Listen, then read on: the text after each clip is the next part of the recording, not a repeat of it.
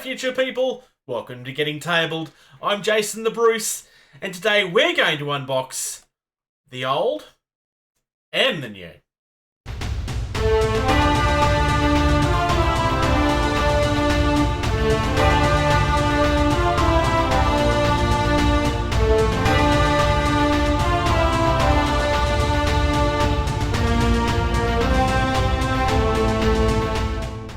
This is a follow-up from a story that we spoke about around 6 months ago or so now.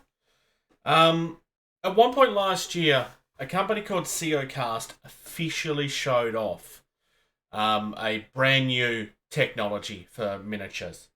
And it's a technology that Infinity said that they were picking up. Now, this is a product that was actually released quite a while ago, but I've not had a chance to have a look at it. I've always intended to have a look at this because I felt it was an important story. I still feel it's an important story. Now, why Infinity specifically? There was a time when Infinity had stated outright that they would never stop using metal because it's what they wanted to use. It's what they like using. Now, obviously, things change over time, and that's fine. I'm not actually having a go at all because, quite frankly, metal is becoming something that's financially not really usable, especially for the smaller companies now, which is really ironic because it was considered the cheapest option for such a long time. In theory, this changes a lot of things because it allows plastic to be used at a cheaper level. Now, at this particular point in time, there is limits to this because you can only create molds that are so large. So it's not going to be able to replace everything. But more and more companies are going in that direction. Now, first things first. This is an older sculpt, but these are both Zond remotes. This is the newer version of this kit, but it's the most fair comparison that I can come up with. Secondly, I ordered this to have a look at. I was sent this by accident. Now, I contacted the store in question and they just sent me the new one and they told me to keep this. 100% they told me to keep this. So, I'm genuinely really curious about this. I'm curious to see how the sculpts look. Now, reviews have been good. And in saying that, I understand that there's a percentage of the Infinity audience that won't care. And regardless of what I have to say or what anybody has to say, they're going to continue being upset about this. Some people just prefer metal minis. Some of those people left other companies because of the same thing. I don't really have some good news for you on that. This is probably, at least for the near future, you're probably seeing the death knell of metal minis. It's getting to a point where they're just not financially viable anymore unless you're paying 2 or 3 times what the actual product's worth. If you can justify it for that, great. I have to admit here as well, I actually do have a bias, and I'm going to admit to this. I'm not a huge fan of metal minis. I never have been. It doesn't mean I don't use them. I do have metal minis. I'm actually painting some metal minis right now. This is a Bushido mini that I've been painting. Bushido is mostly using metal, but some of their larger models, they've started to use resin. I suspect that we're going to see more of it coming out in resin in the near future. I don't know that. They haven't said that. It's just what I'm expecting. Their larger models have already moved over, but I suspect, like I said, I suspect this is the death knell of metal. I think this is going to be the end. Unless something changes really drastically, I don't see metal coming back from this. Because it's kind of been on the outskirts for a while. Which is why metal mini fans have been fighting this for so long. Because I think they were kind of scared that this is where it was going. Resin and plastic are taking over. Unfortunately. And I say that as someone that's not a fan of metal minis. In the case of Infinity, are these new ones as good? Now, there's going to be some differences between these. As I said, this is a newer sculpt, but it's the fairest comparison that I could come up with. The box, in as far as this comparison, like, this is an unboxing first and foremost. But it's an unboxing where I have the chance to do something a little bit more important. So, first things first, honestly, the Code 1 boxes look so much better than the old ones. It's just nicer. It's so much easier to read. This has always been really hard to read. I mean, I can read it, but it's always been very difficult. That just jumps off the page. I don't even need to squint or anything. It's so much better. Nice. It's clear. I mean, you always knew what was coming in these things.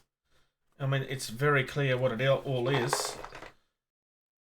It's just better. On the inside.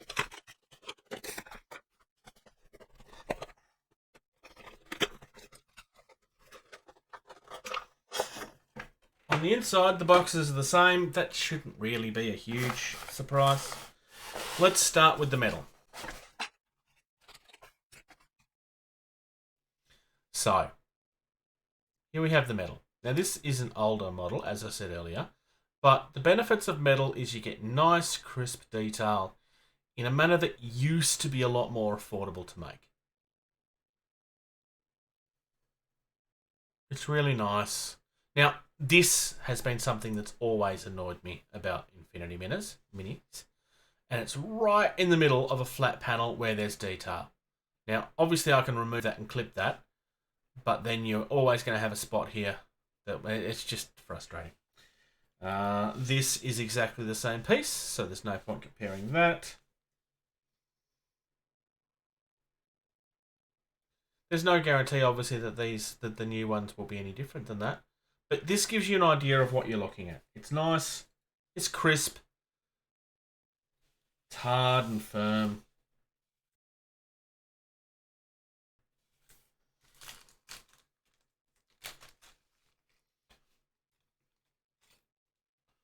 All the things that you've come to expect from an Infinity model. Now, I've said this a number of times on the channel. Infinity, Corvus Belli, genuinely make some of the best miniatures on the market. Some of. Comparing with the plastic.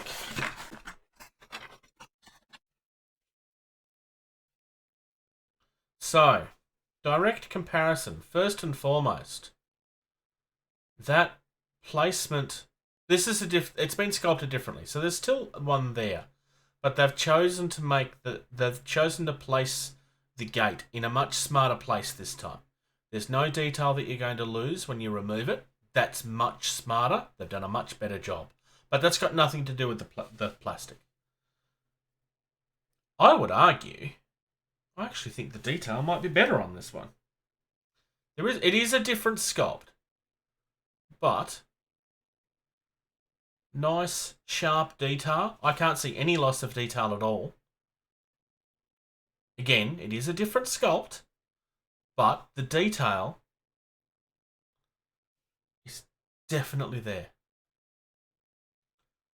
That's very impressive.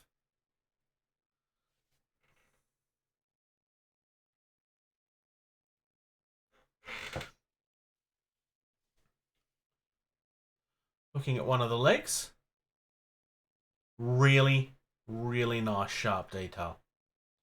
This is impressive detail. I really like this. Think they're the same piece? Yes, they are.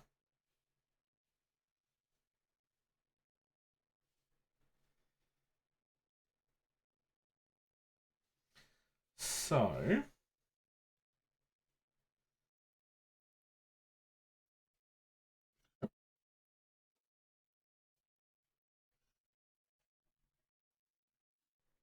that's how it goes.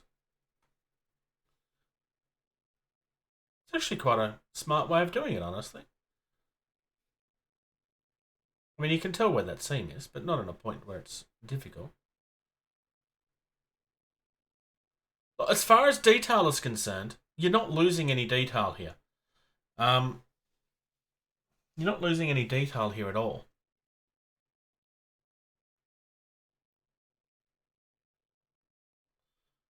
I would actually argue that the detail is sharper.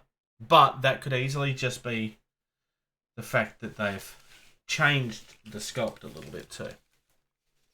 Let's have a look at some of the smaller pieces.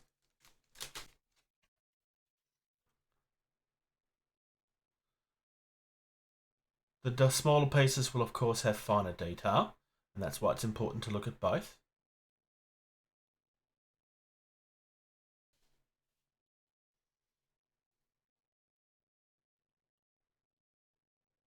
Sorry, but there's no loss of detail on this at all. Last bag.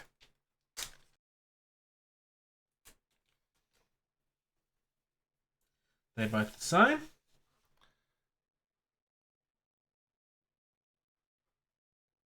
You get 4 of these, so... because these do build more than one type of mini. I love whatever on earth this is. Really nice sharp detail. As for the minis themselves, it would appear that they go like that.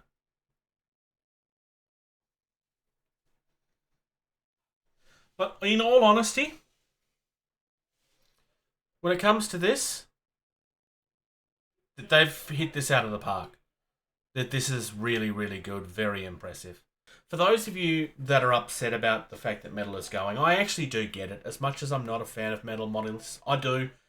There's a lot of nostalgia there, and I do get the whole weight thing. A really light model on an uneven surface doesn't always stand very well. Hence why people have done the whole weighting your bases down with various washers and so forth.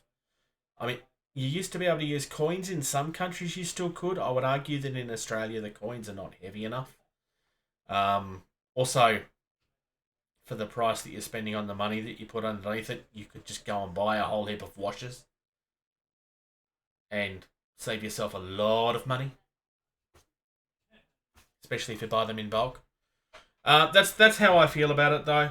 As far as the actual product is concerned, they've really hit this out of the park. And look, I know that I'm not the first to look at this. I bought this with my own money.